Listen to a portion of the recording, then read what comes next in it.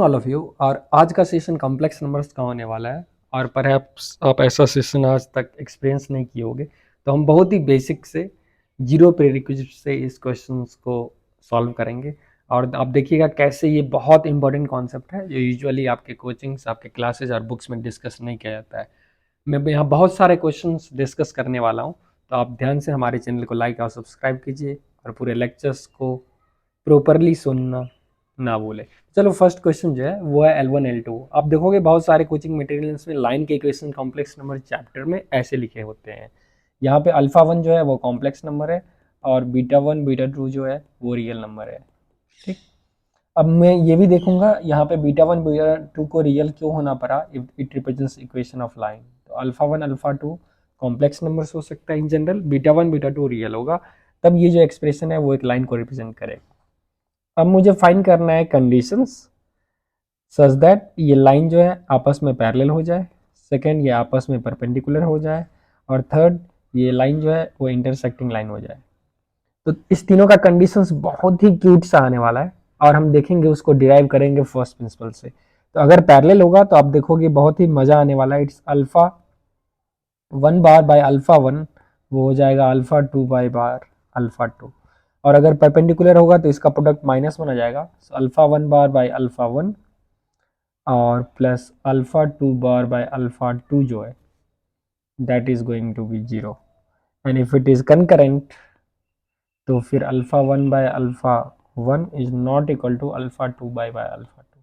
अब कोई बच्चा को देख के ही लग रहा होगा जो कहीं ना कहीं कुछ तो चक्कर है, कुछ तो चक्कर है। पहला लग रहा है जैसे ये स्लोप जैसा बिहेव कर रहा है, काइंड ऑफ ये स्लोप जैसा फीलिंग दे रहा है, क्योंकि स्लोप इक्वल है, प्रोडक्ट ऑफ स्लोप से हो सकता है ये m1 m2 -1 से आया होगा। और ये अगर स्लोप इक्वल नहीं है वहाँ से टू लाइंस विल इंटरसेक्ट। लेकिन अब ये क्या कनेक्शन है, कैसे आया, तो ये सारी चीज़ें जो है इस लेक्चर में हम डिस्कस करेंगे। तो सबसे पहले जो बच्चे और बहुत सारे शिक्षक भी डिस्कस करना छोड़ देते हैं वो है जो इस लाइन के इक्वेशन के लिए ये रेस्ट्रिक्शन जरूरी क्यों है, दैट्स वेरी इंपॉर्टेंट। तो चलो सबसे पहले एक हम जनरल एक्सप्रेशन लेते हैं इस फॉर्म में। जैसे मान लो मेरे पास अल्फा बार जेड हो, जेड बार हो, प्लस कुछ बीटा जेड हो और प्लस कुछ गामा इक्वल्स 0। ठीक है, आप यहाँ पे देख रहे हो अल्फा बार और अल्फा है, मैं उसका भी आपको रीजन बताऊंगा। और सपोज ये तीनों का तीनों कॉम्प्लेक्स नंबर है, अगर ये तीनों का तीनों कॉम्प्लेक्स नंबर है, इसको ऐसे सोचो आप। अगर मान लो मैं एक इक्वेशन लिया alpha z plus beta z bar और प्लस गामा इक्वल टू 0। अब मैं यहाँ कुछ कंडीशंस देता हूँ। कंडीशंस क्या देता हूँ, अल्फा बीटा गामा जो है वो तीनों का तीनों कॉम्प्लेक्स नंबर है, तो हम क्या होंगे। तो आप इमेजिन करो अगर मैं 1 प्लस आई टाइम्स जेड ले लूँ और बीटा को कुछ 2 plus 3 i times z bar और गामा को अगर 1 माइनस 2 आई ले लो, कुछ ऐसा रैंडम ले लो। अब ये क्या रिप्रेजेंट करेगा, चलो अपन एक्सपेरिमेंट करते हैं। तो ये आसान है, आप जेड को एक्स प्लस आई वाई यहाँ से रखो, तो it's 1 plus i times x plus I y plus 2 plus 3 i times x plus I y plus 1 minus 2 i 0। तो यहाँ से मैं देख सकता हूँ x minus y plus i times of x plus y बनेगा। यहाँ से 2x minus 3y plus i times of 3x plus 2y बनने वाला है। और यहाँ अपन के पास 1 माइनस 2y 0 है। ध्यान से देखो ये क्या रिप्रेजेंट कर रहा है, जिसमें बहुत बच्चे भूल कर देते हैं। तो रियल पार्ट को इक्वेट करेंगे तो मेरे पास x minus y plus 2x, तो ये बनने को मिल गया 3x minus 4y plus 1, that will be 0। और इमेजिनरी पावर को अगर इक्वेट करें तो यह आ जाएगा 4x प्लस 3y -2 0। तो अब देखो, अब ध्यान से ये दोनों कंडीशंस को ट्रू होना होगा, this and this represents line 1, this represents line 2। अब ये कैसा लाइन है, इसका पहला का स्लोप जो है वो मेरे पास आ गया 3/4, दूसरा का स्लोप जो है वो है -4/3। हालांकि हालांकि यहाँ पे ये बाई चांस हो रहा है, जो प्रोडक्ट ऑफ स्लोप जो है वो -1 हो गया, तो इनफैक्ट ये दोनों लाइन आपस में परपेंडिकुलर है, लेकिन ये कुछ क्योंकि मैंने रैंडम कॉम्प्लेक्स नंबर ले लिया। ठीक है, अब सवाल है जो ये क्या रिप्रेजेंट कर रहा है, like what does this expression represents here, ये वाला expression. Does it represents two lines, does it represent single line, और does it represents all point on either of these two lines L1 union L2। ये L1 union L2 represent कर रहा है, या L1 and L2 represent कर रहा है, और L1 इंटरसेक्शन L2 रिप्रेजेंट कर रहा है। तो अब आप देख सकते हो ये क्लियरली L1 यूनियन L2 नहीं है, ये L1 इंटरसेक्शन L2 है। ठीक है, ये बोथ सेपरेटली भी रिप्रेजेंट नहीं कर रहा है, मतलब इट सिंपली द लोकस जो है उसका एक सिंगल पॉइंट है, just single point. Why? because you want this expression as well as this expression both to be satisfied. So it's intersection of two lines which is just a single point. This complex number will give only one value of x and y, only one value x और y जो कि इसके point of intersection होंगे। तो ये important है। तो अगर आप रैंडम कोई भी यहाँ पे इसके कोएफिशिएंट्स को अल्फा बीटा गामा ले लोगे जेड और जेड बार के तहत, तुम्हारे पास दो लाइन जो है प्रोड्यूस होगा। अब कोई बच्चा बोलेगा अगर जेड बार आपने क्यों लिया, जेड क्यों लिया? अरे भाई जेड लोगे तब तो एक सिंगल पॉइंट तो डेफिनेटली मिल जाएगा, क्योंकि alpha z plus beta Z plus gamma zero करोगे तो यहाँ से आपके पास जेड का value minus gamma alpha plus beta. अब अगर ये सब फिक्स कॉम्प्लेक्स नंबर है तो जेड का तो एक यूनिक ही आंसर आएगा, एक यूनिक पॉइंट आएगा। ऑफकोर्स यहाँ पे मैं अल्फा प्लस बीटा को जीरो नहीं ले रहा,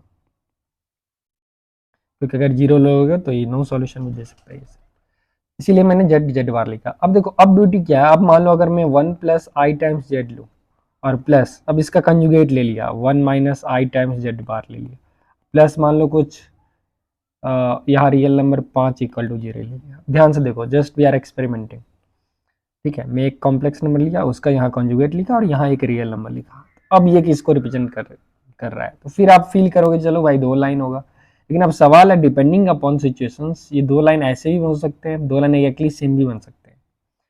तो अगर ये सिचुएशन बनेगा तब तो लोकस एक सिंगल पॉइंट है, अगर ये सिचुएशन बना तो locus set of parallel lines है, मतलब एक सेट, और ये बना तो इन्फिनाइटली मेनी पॉइंट्स मिलेंगे जो कि एक सिंगल लाइन पे होंगे। देखो इसमें से क्या सिचुएशन बन रहा है, तो वन प्लस आई एक्स प्लस आई वाई प्लस वन माइनस आई एक्स माइनस आई वाई और प्लस 5 को जीरो रखा जाए, so that will give x minus y plus i times x plus y. यहाँ से आ गया x और माइनस वाई, अरे भाई ये तो ज़बरदस्त आ गया, and plus i times minus x minus y plus 5 zero. तो अब देखो, अब तुम ध्यान से देखो यहाँ क्या हो रहा है, तो मेरे पास रियल पार्ट को इक्वेट करने पे 2 times x minus y plus 5 zero आ गया, और इमेजनरी पार्ट जो है यहाँ से कैंसिल ही हो गया, क्योंकि आई एक्स प्लस वाई और आई एक्स माइनस वाई जो है वो चले गया। तो मुझे सिर्फ और सिर्फ एक ही इक्वेशन मिला, मतलब इमेजनरी पार्ट कुछ भी हो सकता है, वो कंस्टेंट डाल ही नहीं पाया।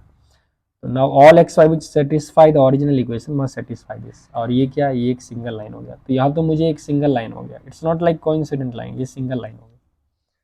ठीक, अब कभी ऐसा भी हो सकता है जो रियल पार्ट से इक्वेशन मिले और जो इमेजिनरी पार्ट से मिले वो दोनों सेम हो जाए, तो ये दोनों लाइन कोइंसाइड कर जाए, ऐसा भी सिचुएशन हो सकता है। तो अब यही एग्जैक्टली सिचुएशन है जो आप ऊपर में देख रहे हो। देखो यहाँ पे एक कॉम्प्लेक्स नंबर लिखा हुआ है, फिर इसका कंजुगेट लिया गया है, जैसे अल्फा वन जेड बार का कंजुगेट लोगे तो अल्फा वन जेड आ जाएगा प्लस बीटा। अब यहाँ पे फिर क्या था, बीटा वन मेरा रियल नंबर था, इसीलिए काम हो गया। अगर बीटा वन रियल नहीं होता, सोचो यहाँ 5 प्लस 2i होता, तब इमेजिनरी पार्ट इनकन्सिस्टेंट हो जाता, राइट। क्योंकि तब मेरे पास जो इक्वेशन बनता एक्स्ट्रा 2i मिलता। अब 2i को जीरो होना पड़ता, इसका मतलब जीरो इक्वल टू 2i होता, ये पॉसिबल ही नहीं है। तो फिर ये लोकस क्या आएगा, there is no such point, तो इनकन्सिस्टेंट हो जाएगा। ठीक है, तो अगर इसी में अगर कोई आपको ऐसे पूछ दे one plus i times Z plus इसका conjugate one minus i times z bar, whenever you see some alpha z plus उसका conjugate and plus some real 5 और 7, तब तो एक सिंगल लाइन है। लेकिन यही अगर मैं 5 प्लस 2i पूछ देता zero, now what does this represents, now you know this represents what, empty set, there is no such point, empty set। लेकिन ऊपर वाला इक्वेशन क्या, एक सिंगल लाइन बता रहा है। ठीक है, इससे ऊपर वाला क्या बता रहा था, एक सिंगल पॉइंट बता रहा था, एक सिंगल पॉइंट बता रहा था, single. I hope now you got this. अब we are ready to attack this question in a beautiful way।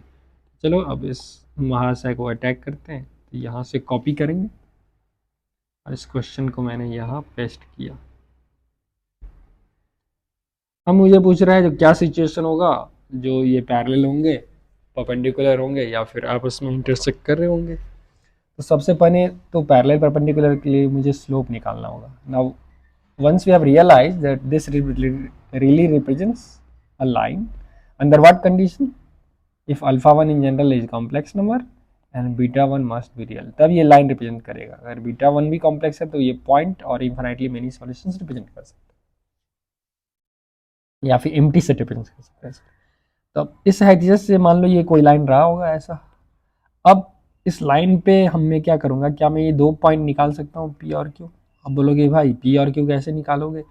इसके लिए तो आप अल्फ़ा 1 को आप ले लीजिए A1 प्लस आई B1, जेड को ले लीजिए x प्लस आई वाई, बीटा 1 को कुछ नंबर लेमडा ले लो रियल है, और फिर पूरा करके कार्टेशियन फॉर्म में ले जाके ताम जाम करके निकालो। भाई that's very bad approach of problem solving. अब यहाँ पे देखो मैं कितना स्मार्टली इसको सॉल्व करने वाला हूँ। अगर ये पॉइंट P इस लाइन का हिस्सा है तो इस पॉइंट P का क्या खासियत है? What is speciality about point P? ये पॉइंट रियल एक्सिस पे और ये Q जो है वो इमेजिनरी एक्सिस पे। ये जैसा भी पॉइंट होगा, लेट्स कॉल Z, इसका क्या प्रॉपर्टी होगा? इट विल बी 5 7 9 कुछ होगा, तो Z and Z bar equal होगा पॉइंट P के लिए। मतलब on this straight line there exist a unique point जहाँ Z और Z बार इक्वल होगा। कोई भी दूसरे पॉइंट के लिए देखो इसका रिफ्लेक्शन सेम होगा ही नहीं। अच्छा, मजा आ गया भाई। पॉइंट Q के लिए क्या प्रॉपर्टी है? तो since it will be I to I, so Z bar will be minus Z. Okay, so this point enjoys this property and point P enjoys this property. अब इस दोनों का यूज करेंगे तो अपने पास ये लाइन वाले इक्वेशंस में Z बार की वजह का Z लिख दो, अल्फा 1 बार प्लस अल्फा 1 टाइम्स Z।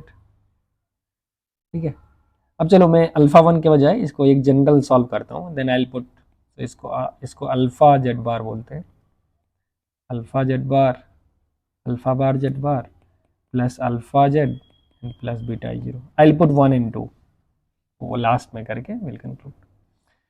अच्छा, तो यहाँ पे in the first case to get point P we know Z bar must be Z, that implies alpha bar plus alpha times Z equals minus beta, implies Z equal to minus beta by alpha plus alpha bar. We are not allowing denominator to go to 0 of course.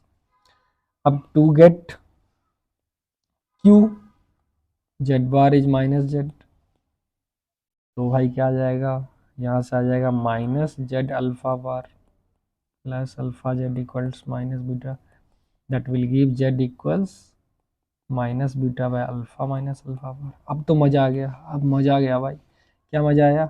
ये point मुझे निकल गया, minus beta by alpha plus alpha bar, और ये point भी निकल गया, minus beta by alpha minus alpha bar.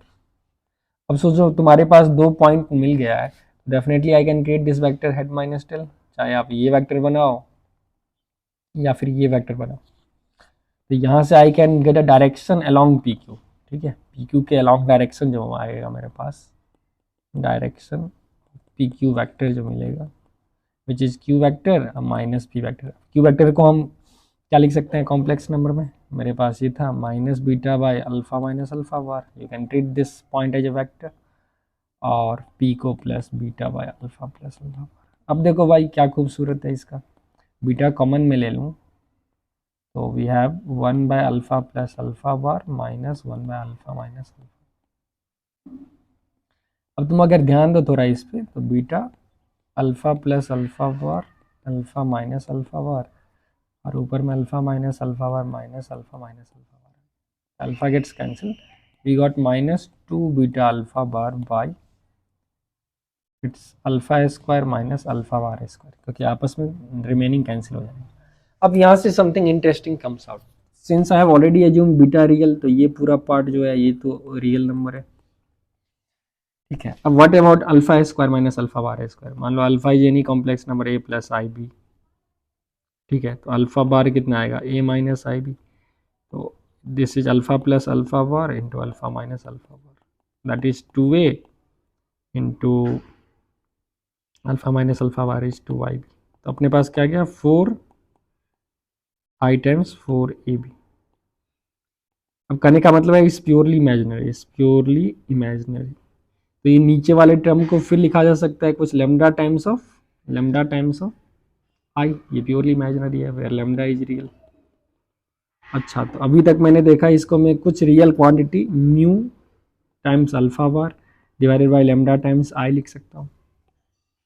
अब तुम ध्यान दो, ये जो है ये मेरा डायरेक्शन वेक्टर है पी क्यू का, मतलब अलोंग लाइन जो मेरा वेक्टर आया which is nothing but mu by lambda, इसको I can take again some constant c alpha bar by i, where remember c is real, इस टाइप में लिखा जा सकता है। इसका मतलब it's some factor and this is just a scaling factor c, ठीक है। In fact i is also scaling factor, लेकिन वो तो इमेजिनरी है। अभी मैं अगर मान लो अगर मैं इस डायरेक्शन को, so what does this represents, ये पी क्यू वाला डायरेक्शन को रिप्रेजेंट कर रहा होगा, क्या रिप्रेजेंट कर रहा है, सी अल्फा बाय आई। यहाँ पे याद रखना सी रियल है, सी रियल।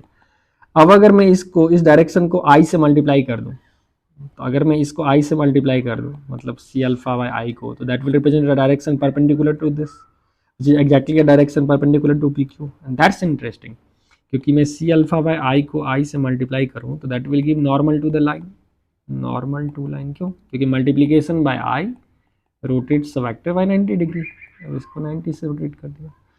अब नॉर्मल टू लाइन देखो ये क्या है, वो just see times of alpha है, मतलब कहीं ना कहीं मैं बोल सकता हूँ I am not telling is normal, मतलब कोई भी एक लाइन है, फॉर एग्जाम्पल यहाँ पे alpha bar z bar alpha z plus beta equal to 0 था, इसके नॉर्मल मैं डायरेक्टली बोल सकता हूँ it is just a scaling factor of alpha.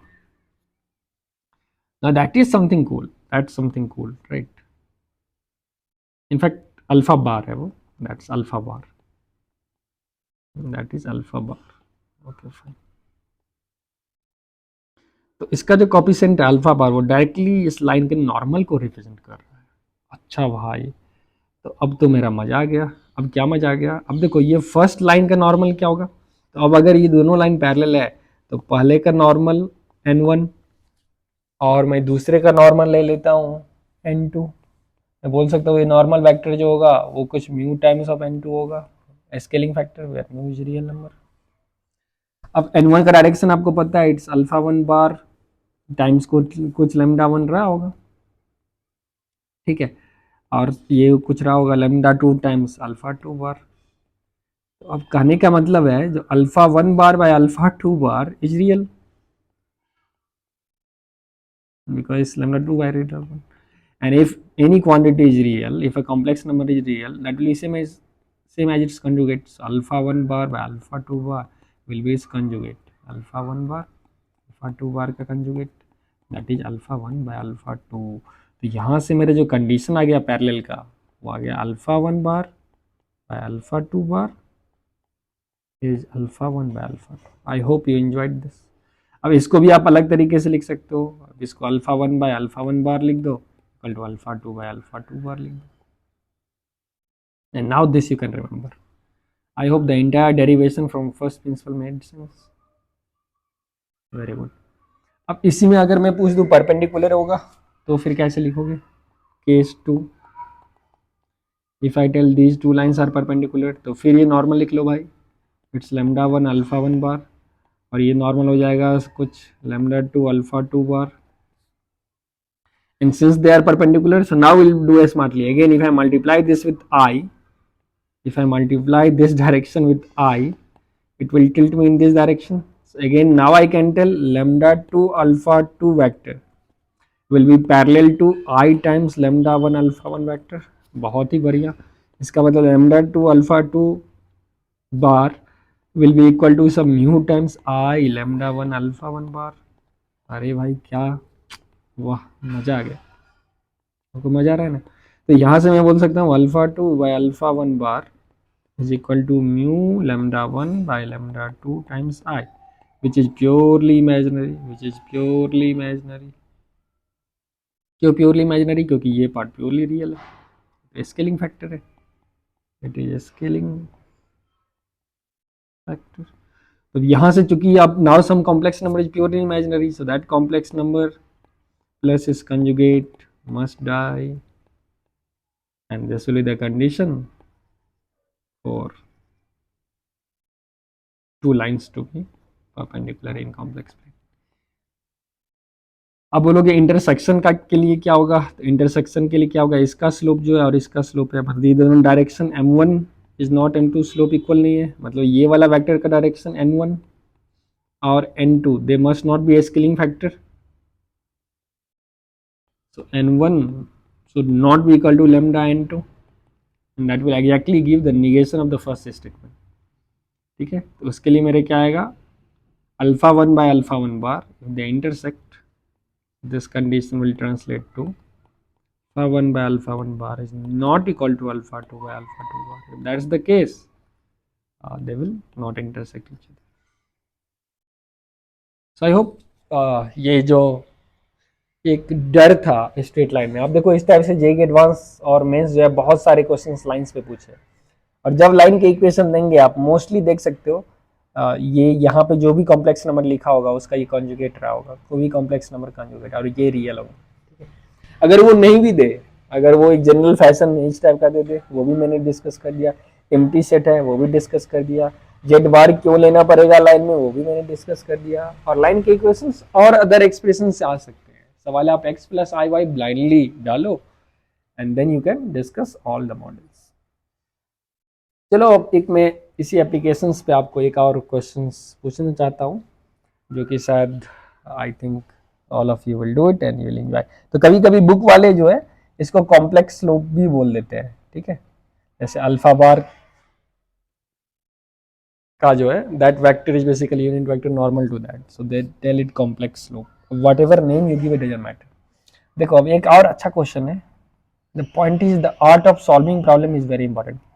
जैसे आपसे पूछ रहा है z1 and z2 belongs to complex number such that, अब एक अपने पास रिलेशन दे रखा है mod z1 equal to mod z2 equals mod z1 plus z2, तो you have to find all possible value of z1 by z2। ये क्या क्या हो सकता है। अब this question is simple and it's available in most of the coaching material, लेकिन मैं आपको इसका मल्टीपल सॉल्यूशंस देना चाहता हूँ such that you will understand the art of problem solving. Okay, तो let's try to do it in a very smart way.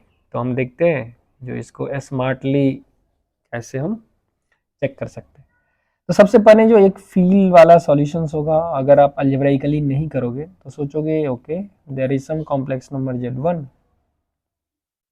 और z2 so that उसका डिस्टेंस ओरिजिन से सेम होगा। तो मान लो एक सर्कल होगा जहाँ z1 और z2 लाई कर रहा होगा, लेकिन अब सवाल है z1 plus z2 is this new complex number, right? z1 plus z2 will go somewhere here.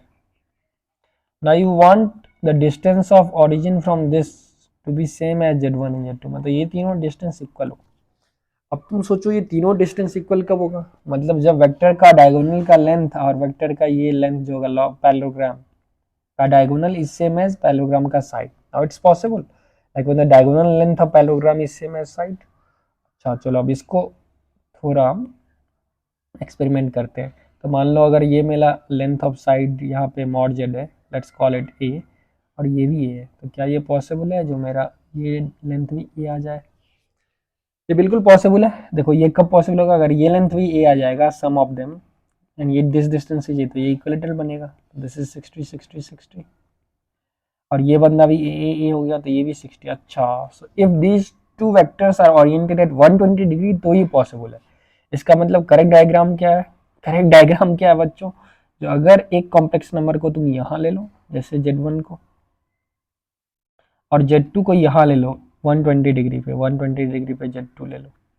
अब इस दोनों को अगर तुम ऐड करोगे, यहाँ पे देख भी सकते हो, ऐड करोगे तो exactly will get z1 plus z2। तो यहाँ से अपन के पास ये तो पता चल ही गया भाई, जो z1 और z2 जो है, z1 और z2 जो है वो ऐसा ओरिएंटेड होगा जिसका एंगल जो होगा मेरे पास, एंगल वो 120 डिग्री आएगा। तो one of the possible value we already got. तो अगर मैं z1 को कुछ ले लेता हूँ आर ई का पावर आई थीटा, तो z2 क्या आ जाएगा आर ई का पावर आई थीटा प्लस 2π/3। तो z1 बाई z2 यहाँ से रेशियो मेरे पास आ गया ई का power i theta minus i theta minus 2π/3, that will give e का पावर माइनस 2π/3। अच्छा, here they have not told what is z1 what is z2, मैं इसको भी z1 ले सकता हूँ, इसको भी z2, So that will give another answer, z1 by z2 is e का पावर I 2π/3। तो आप ज्योमेट्रिकली देख सकते हो यहाँ पे दो पॉसिबल वैल्यूज है, e का power plus minus I2/3, which is basically omega and omega and square cube root of unit. चलो अब इसको, एक तो ये तो फील से बन गया। अब मेथड 2, अगर कोई बच्चा बोलेगा नहीं can we solve this algebraically, can we solve this algebraically, चलो भाई, एक तो mod z1 equal to mod z2 equals mod z1 plus z2 है। अपन को फाइंड करना है z1 बाई z2 का वैल्यू। सपोज ये t है, now t is a complex number, क्योंकि we don't know z1 by z2 complex number, division of complex number in general complex number होगा। तो अब मैं क्या बोल सकता हूँ, अब देखो इस एक्सप्रेशन को थोड़ा टॉर्चर करते हैं। So we are getting mod of z1 plus z2 is z1t, mod z1 और z2 is z1t। अब इस दोनों से क्या गया, mod z1 cancel, that forces mod t to be 1, या तो mod z1 जीरो होगा। अब mod z1 अगर जीरो हो जाएगा तो mod z2 भी जीरो हो जाएगा, तो z1 प्लस z2 भी जी, क्योंकि कॉम्प्लेक्स नंबर ही मर गया भाई, तो ऑब्वियस सिचुएशन हो जाएगा, राइट। तो उस हिसाब से z1 बाई z2 आप डिफाइन कर ही नहीं सकते हो, मेक सेंस। ये पता है mod t अपन के पास 1 है। अब आप देखो, अब आप किसी को जैसे इसको या इसको इक्वेट कर दो, या फर्स्ट और उसको इक्वेट कर दो, तो मेरे पास आ गया mod z1 into 1 plus T equals mod z1t। अब mod z1 यहाँ से कैंसिल हो जाएगा, so what we got is 1 plus T का mod is same as mod of t। अच्छा, एंड mod t इज 1, अब mod t 1 है, इसका मतलब we want a complex number t such that इसका मैग्नीट्यूड इज 1, और 1 प्लस टी का भी मॉड 1 होना चाहिए। तो फिर से सोचो, एक कॉम्प्लेक्स नंबर है जिसका मैग्नीट्यूड 1 है, t must be on a unit circle, लेकिन if t is here we want t plus 1। What is t plus 1? If t is x plus I y, तो t plus 1 will be, real part में एक will be added, it will just shift by 1 unit here. Remember ये unit circle already है भाई, एक unit से ये shift हो जाएगा। अब ये पॉइंट भी t प्लस 1 है, और ये दोनों पॉइंट मेरा सर्कल पे ही होना चाहिए। अब अगर ये दोनों पॉइंट सर्कल पे होना चाहिए, इसका मतलब ये गैपिंग जो है ये तो 1 होगा, और ये भी 1 है, तो 1 और 1 वेक्टर को मिला के मेरे पास ये डिस्टेंस भी 1 होना चाहिए। तो फिर से यहाँ एक इक्विलेटरल ट्रायंगल बन गया। अब फिर से देखो, ये तीनों 1 होना चाहिए, इतनी से एंगल 60 है, इसका मतलब ये एंगल भी 60 होना चाहिए, कॉम्प्लेक्स नंबर और उससे, इसका मतलब ये एंगल भी 60 होना चाहिए, राइट। तो अब तुम सोचो वो क्या सिचुएशन जनरेट होगा जहाँ पे हम बोल सकते हैं, जो सर्कल पे कोन में ऐसा पॉइंट लूँ जहाँ से एक यूनिट आगे बढ़ने के बाद वापस से मैं सर्कल पे आ जाऊँ। अच्छा, ये पॉसिबल है भाई, ये पॉसिबल है। अब देखो कैसे, क्योंकि तुमको 60 कहाँ से चाहिए, हॉरिजेंटल से ये जेड ऐसा दो जिसको 1 यूनिट से आगे बढ़ाने के बाद भी एंगल 60 चाहिए। तो अगर मान लो मैं यहाँ हूँ और मुझे ऐसा ये 60 डिग्री चाहिए, सच दैट 1 यूनिट एग्जैक्टली आ जाए and I am still at 60 degree, this angle must be 60 और 60। तो यहाँ पे अपन के पास t का वैल्यू क्या आ गया,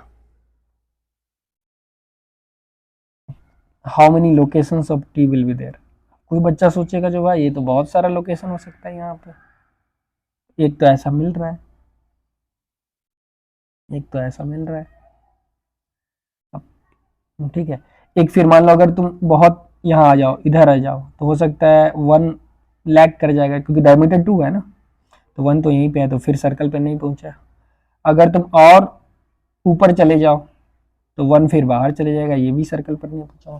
तो यहाँ से तो ये नज़र आता ही, मतलब देख के ही फील आ रहा है, फील आ रहा है तो भाई कुछ ना कुछ तो चक्कर है। इसका मतलब ये पॉइंट्स जो हैं, ठीक है ना, t एंड t प्लस 1, अगर इसको सर्कल पे रहना है तो कुछ फिक्स्ड लोकेशन पे ही ये होगा, इन्फिनिटली मेनी वैल्यूज तो नहीं।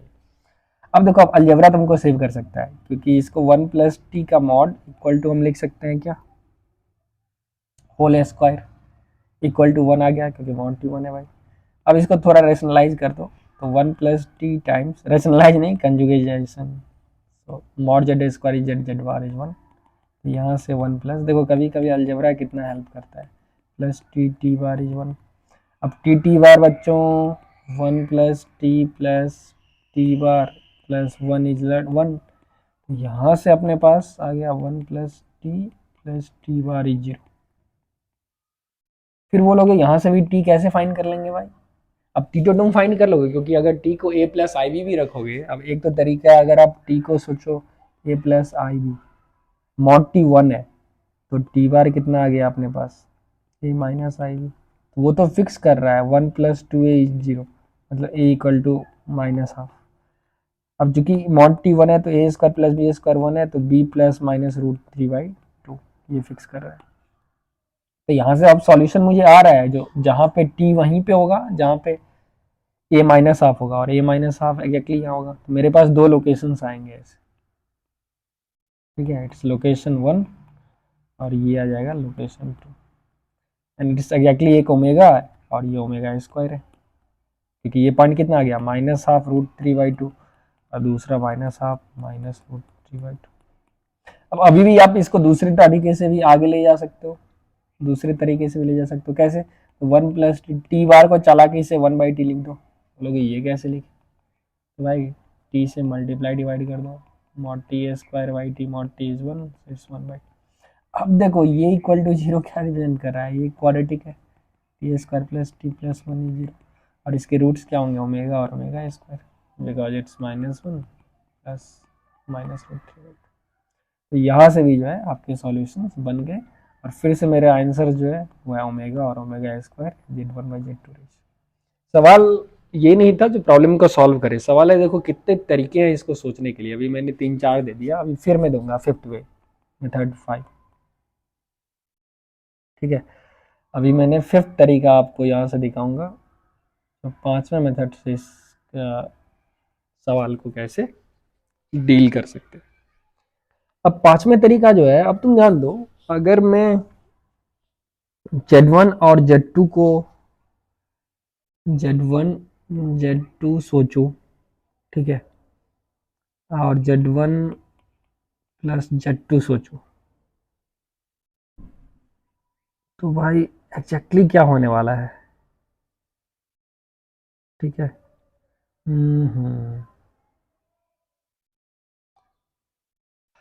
कुछ कुछ कुछ ऐसा भी सोचा जा सकता है, जो Z1 मेरे पास एक पॉइंट होगा, Z2 एक पॉइंट होगा, जिसका डिस्टेंस जो है वो ओरिजिन से सेम होगा। अब Z1 plus Z2 exactly parallelogram का हिस्सा है, राइट, Z1 प्लस Z2 जो है वो तो पैरेललोग्राम का हिस्सा चल रहा है, वो मैंने देखा था फर्स्ट सॉल्यूशन में, कहीं ना कहीं यहाँ पे मुझे आ रहा है, लेकिन अब फिर से मैं ये डिस्टेंस को इक्वल करना चाहता हूँ सर्कल पे। अच्छा, ये तीनों इक्वल है, तब तो ये वापस से आपका इक्विलेटरल ट्रायंगल वाला सॉल्यूशन आ गया। मैं ऐसा सोच रहा था ना, जो कुछ ऑर्थो सेंटर वाला सिचुएशन जनरेट कर सकते हैं कि नहीं, तो देखो मैं एक हिंट देता हूँ। अगर मान लो मेरे पास मॉड Z1 रहता, mod Z2 mod Z3 plus mod Z1 plus mod Z2 plus Z3, तब क्या कमेंट कर सकते थे भाई? बहुत ही मज़ेदार क्वेश्चन हो जाता है ये, देखो कैसे, क्योंकि अब ये 3 पॉइंट जो है वो सर्कल पे है, सेम डिस्टेंस फ्रॉम सेंटर, तो अब मैं बोल सकता हूँ इस तीनों का जो सर्कल है, सर्कम सेंटर है, वो ओरिजिन होगा, क्योंकि इसका डिस्टेंस 0 0 से ही है, और इसका सेंट्रॉइड मुझे पता है Z1 plus Z2 plus Z3/3 होने वाला है।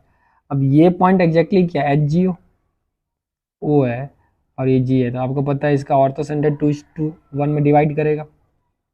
अच्छा, तो अगर 2:1 में डिवाइड करेगा तो ऑर्थो सेंटर क्या होगा, Z1 plus Z2 plus Z3। लेकिन क्वेश्चन में दे रखा है, ध्यान दो क्वेश्चन में क्या रखा है, ये डिस्टेंस ऑर्थो सेंटर का और ये वर्टिसेस का, इस सब का डिस्टेंस सेम होना चाहिए। अब बताओ कोई ऐसा ट्रायंगल है, कोई ऐसा ट्रायंगल पॉसिबल है जो ऑर्थो सेंटर भी इस यूनिट सर्कल के सर्कल पे ही लाई कर जाए भाई? अच्छा, ऑर्थो सेंटर भी सर्कल पे ही लाई कर जाए, ये पॉसिबल कब हो सकता है? देखो ये तब पॉसिबल होगा जब ये राइट एंगल ट्रायंगल हो जाएगा, क्यों? क्योंकि राइट एंगल ट्रायंगल ही ऐसा बेहतरीन ट्रायंगल है जिसका ऑर्थो सेंटर वर्टेक्स पे लाई कर जाएगा। अब आप सोचिए अगर मेरा सिचुएशन ऐसा जनरेट हुआ तो ये मेरा Z1 Z2 Z3 हो जाएगा, ऑर्थो सेंटर भी अपन के पास यही हो जाएगा, मतलब Z3 ही हो जाएगा ये point Z1 plus Z2 plus Z3। इसका मतलब Z1 प्लस Z2 जीरो हो जाएगा, मतलब remaining Z1 plus Z2, Z1 plus Z2 का जीरो है, मतलब ये डायमेट्रिकली अपोजिट पॉइंट हो गया, तब तो ऑरिजिन इसका मिड पॉइंट हो जाएगा। अच्छा भाई, इसका मतलब यही एक सिचुएशन है जब तीनों डिस्टेंस और ऑर्थो सेंटर का डिस्टेंस इक्वल हो। वाह, मजा आ गया। ठीक है, तो वो राइट एंगल ट्रायंगल होगा, तो इस सिचुएशन में बोल सकता हूँ ट्रायंगल जो बनेगा इस तीनों से वो राइट एंगल बनेगा। आइसोसेलेस गारंटी नहीं। तो ऐसे करके आप कॉम्प्लेक्स नंबर्स के सवालों को ना विजुअलाइज करते हो, उसको मल्टीपल तरीके से सॉल्व करते हो। तो द पॉइंट इज, आप कोई भी चैप्टर्स, बहुत बच्चे बोलते हैं कॉम्प्लेक्स नंबर बहुत टफ है 11th में। अरे भाई, आपको कुछ भी यहाँ पे टफ लगा, अगर आपको बेसिक्स पता है और प्यार से आप एक्सपेरिमेंट करते हुए पढ़ाई कर रहे हो ना, चीज़ों को समझते हुए, सबको पहले लेमन के तरीके से सोचो। देखो, आपने मेथड 1 आपको दिया, फिर मेथड 2 दिया अलजेब्राइकली, ठीक है, आप मेथड 3 भी ले सकते हो, आर ई का पावर आई थीटा से भी तुम सोच सकते हो, इससे भी आ जाएगा। मेथड 4 फिर तुमको दिया मैं यहाँ से टी पे कैसे मैं रेस्ट्रिक्शंस लगाऊं, ठीक है। मेथड 5 भी मैंने बताया। अब कोई बचा Z1 Z2, और जैसे Z1 प्लस Z2 बाई 3 देखेगा, इसका मतलब क्या सोचेगा जो भाई, अगर कोई बच्चा देखेगा जो मेरे पास 3 पॉइंट दे दिया Z1 Z2 और एक Z1 plus Z2 by 3, immediately उसके दिमाग में सोचेगा ना, जो एक ये ऑरिजिन भी दे रखा होगा और इस तीनों का सेंट्रॉइड ये दे रखा है, तो ये ऑरिजिन है, ये कहीं Z1 है Z2 है, सपोज उसका डिस्टेंस इक्वल है विथ मॉड Z1 नहीं मॉड Z2, तो ज्योमेट्रिकली मैं बोल सकता हूँ इसका सेंट्रॉइड जो होगा वो कहीं ना कहीं यहाँ होगा।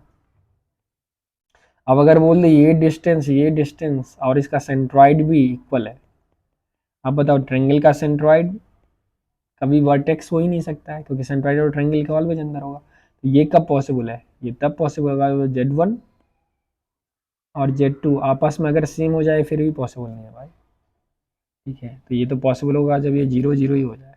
सोचो कोई और पॉसिबिलिटीज है क्या, कोई और पॉसिबिलिटीज है क्या, नहीं है ना। तो ऐसे करके आप बहुत क्वेश्चंस को विजुअलाइज कर सकते हो, बहुत सारे क्वेश्चंस को फील करके आप बना सकते हो। तो if you are enjoying these lectures, अगर इससे आपके क्वालिटी कंटेंट और अंडरस्टैंडिंग में बहुत ही डिफरेंस आ रहा है तो please do like and subscribe. और मैं नेक्स्ट क्लास में बहुत बेहतरीन से क्वेश्चंस आपसे सॉल्व करवाने वाला हूँ। आप देखो, एक ये क्वेश्चन है कॉम्प्लेक्स नंबर का, अब ये कॉम्प्लेक्स नंबर से पीएनसी का क्वेश्चन सॉल्व हो जाएगा क्यू रूट ऑफ यूनिटी से। हालांकि मैं आपको चाहता हूँ रिकर्सन से और बेसिक काउंटिंग से भी सॉल्व कर रहा हूँ। दूसरे क्वेश्चंस का स्क्रीनशॉट ले सकते हो, भाई क्या जबरदस्त क्वेश्चंस मैंने आपके लिए क्रिएट किया है।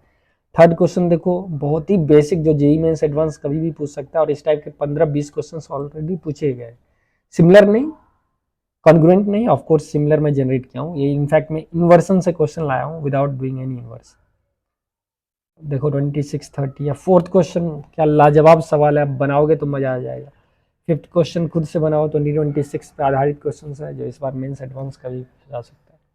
तो अगर इस 5 में से आप देखो कितने क्वेश्चन आप बना पाते हो, और इसके कीज जो है वो ऑलरेडी मैंने हाईलाइट कर चुके हैं, तो आप बताइए एंड कमेंट कीजिए ढेर सारा। Thank you, have a good day.